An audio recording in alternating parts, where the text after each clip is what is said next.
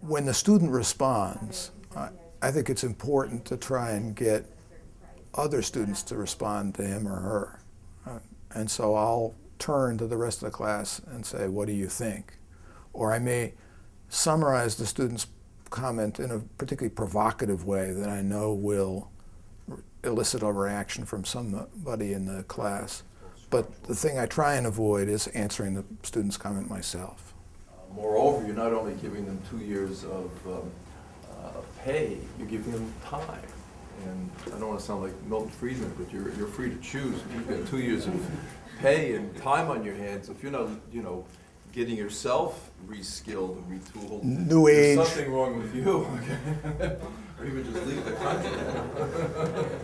So you don't feel so badly for them because these must have been make-work jobs, or? They were very long coffee breaks. If you're cutting the headcount by 80%, I'll tell you, those were not jobs.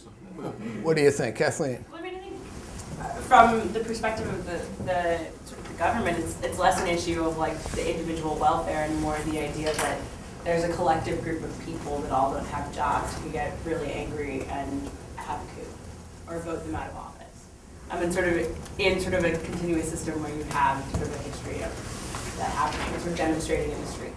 Kevin, are you on this? I look for somebody who hasn't been raising his hand all the time, somebody who hasn't been participating.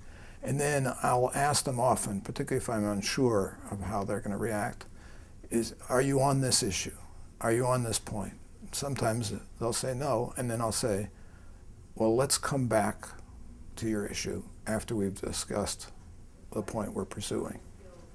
If a student makes a comment that raises a whole nother issue, what I may do is go to the section of the board where I plan to have that discussion, write that issue on the board, and say, let's flag that. I'd like to come back to that, but let's stick with the topic we've got for a while more.